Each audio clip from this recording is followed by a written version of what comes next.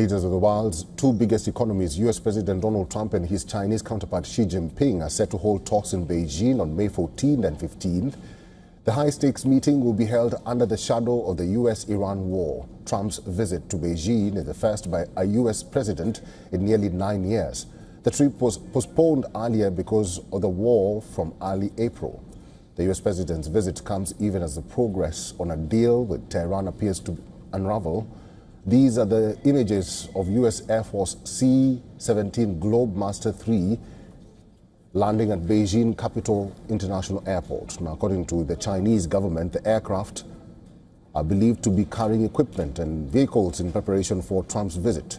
The U.S. president's priorities can be summed up as 3 T's: trade, Tehran, and Taiwan. On trade, Trump wants China to buy more U.S. goods, with aviation and aircraft purchases reportedly under discussion.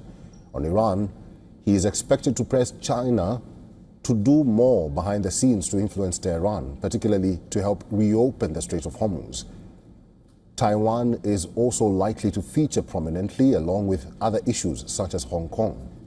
China, on the other hand, is already setting the tone of the crucial summit. It is aggressively promoting the principles of peaceful coexistence. This time, Trump will return to a Beijing that is a far more powerful, confident seat of global power than a decade ago. Xi Jinping, who now understands Trump's unpredictability and holds no illusions about making lasting deals with the American leader, instead, Xi wants to project China as a more reliable and responsible counterweight to U.S. volatility. The top-level diplomacy plays an irreplaceable strategic guiding role in China-US relations. China is willing to work with the United States in the spirit of equality, respect, and mutual benefit to expand cooperation, manage differences, and inject more stability and certainty into a volatile and intertwined world. From Beijing's perspective, Xi's objectives focus on 3 S's: stability, status, and sense of Taiwan.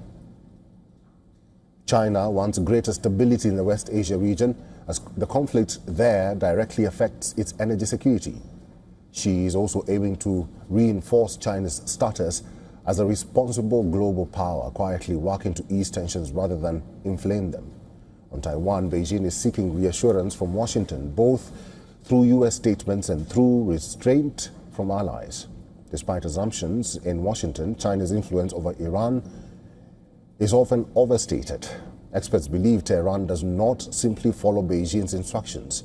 China can encourage dialogue and make suggestions, but it is unlikely to act in ways that make it appear to be carrying out what Donald Trump wants it to do. I think he will want to look for stability, see if he can get the United States to think, well, how do you resolve the conflict in the Middle East, in the Gulf, and bring more stability to the region, because it is affecting China's energy sourcing. I think Xi Jinping is also looking for a sense of status. Iranian Foreign Minister Abbas Araghchi met with his Chinese Foreign Minister Wang Yi in Beijing on last Thursday. He emphasized Beijing's support for diplomatic talks over the resumption of war. Experts caution against presuming the U.S.-China summit will deliver major wins for either side or breakthroughs on thorny issues. However, China has leverage with Iran, but it is exercising it selectively. Great pleasure to see you again. Joining us live now from New York is Miss Jennifer Zhang. She is a member of International Press Association and the host of Inconvenient Truths by Jennifer Zhang. Jennifer, thank you very much for your time and welcome to the broadcast. What are your predictions or expectations of this meeting between Trump and Xi Jinping? As far as I can see, I don't think significant result will come out of this summit because in the U.S. side, I think of course it has its agenda, and all the agendas on the table, of course we know, but they could have under the table agenda to achieve. I personally believe the real agenda is to make a last-ditch effort to show to the world as well as to American publics that the U.S. government has done as much as diplomatic efforts as possible. So if in the future anything happens, we've tried our best. On the Chinese side, I think right now, Xi Jinping really needed Trump's support for his diplomatic issues. At home, Xi Jinping has encountered huge problems, especially from within the military as well as the economic side. Of course, Trump's act against Venezuela and Iran also put China in a very awkward position. One is about the oil supply. It did affect the oil supply or not. Two, of course, is geopolitically. These two countries used to be, you can say, either allies or supporters of China or China's influence side. But now all of these two nations got badly, you can say, weakened by the US. So internationally, the CCP's influence is get greatly affected. So under this kind of circumstances, although both sides have things to hope for to come out of the summit, but personally, I don't think any real meaningful or significant outcome will come out of this meeting.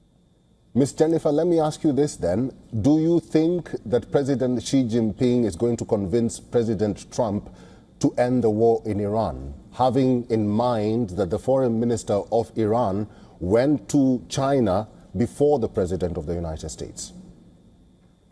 I do think the CCP has an incentive or motivation to hope that Trump can end the actions or military strike against the Iran, because, as I said, it did affect China's oil supply. But on the other side, I think if Xi Jinping really needs the war to be ended, the only thing he needs to do is to stop supporting Iran. As far as I can see, the reason why Iran is, I think, more resilient than most of us have expected is exactly because the CCP has been supporting Iran for a long period of time, not just from now and from all fronts, from militarily and economically and technologically.